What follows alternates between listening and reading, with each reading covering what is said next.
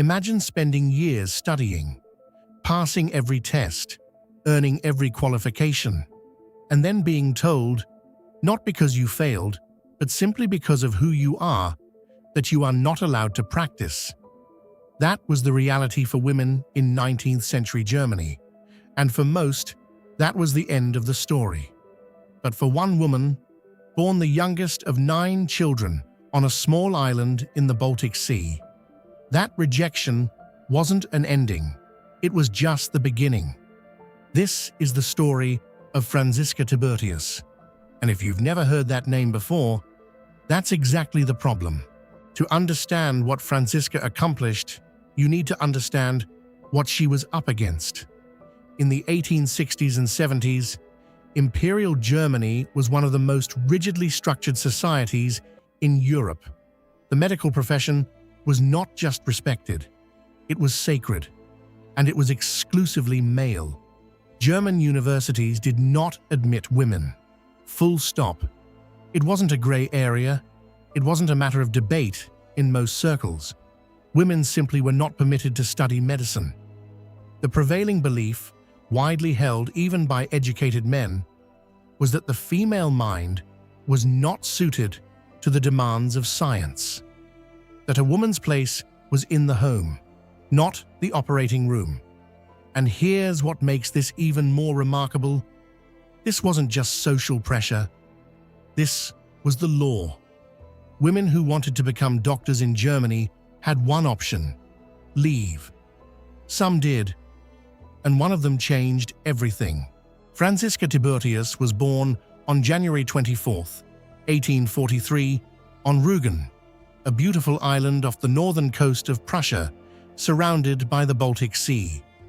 She was the youngest of 9 children, raised by tenant farmers. Not a wealthy family, not a connected family, just a family that worked hard. Growing up, Franziska wasn't dreaming of being a doctor. That dream hadn't formed yet.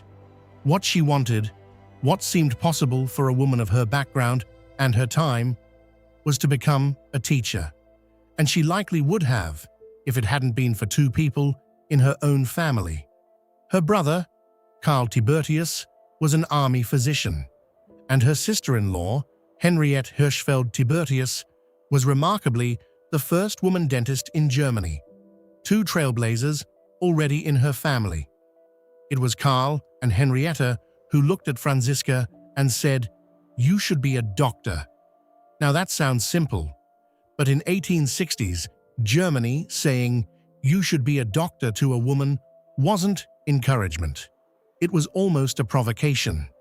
But Franziska listened, and she made a decision that would define the rest of her life. If German universities wouldn't take her, she would go somewhere that would.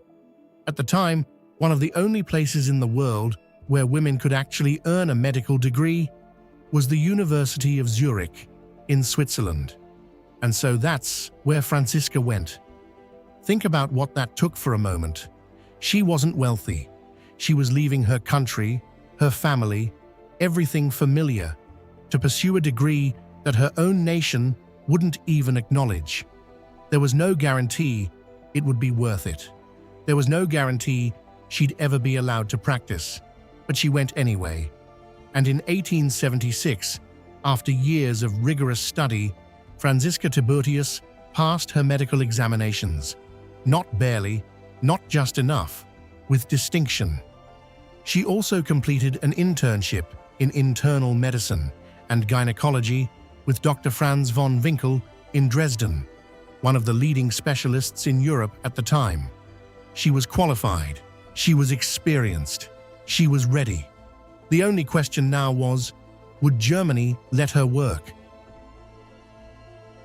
In 1877, Franziska returned to Berlin, and alongside her fellow Zurich graduate, Dr. Emily Lamus, she opened a women's clinic at Schönhauser Straße in the heart of Berlin-Mitte. This was not a quiet act. This was a direct challenge to an entire system. The backlash was immediate. They faced court injunctions, slander campaigns, sustained opposition from the medical establishment, which did everything it could to shut them down. But here's the thing about Franziska Tiburtius. She wasn't just fighting for herself. She was fighting for the patients who had nowhere else to go. Working-class women, poor women, women who couldn't afford the male physicians who treated wealthy clients, women who were invisible to the system. The clinic didn't turn them away. It welcomed them. And word spread, slowly, then quickly. The clientele grew, not just from the poor, but from across Berlin society. Because good medicine, it turns out, doesn't care who provides it. By 1908, Franziska had expanded. She opened a full surgery clinic for women doctors, together with her colleague Agnes Hacker, that deliberately accepted patients without health insurance. The needy received medicine free of charge. Let that sink in. In 1908, Germany, free medicine for those who couldn't pay.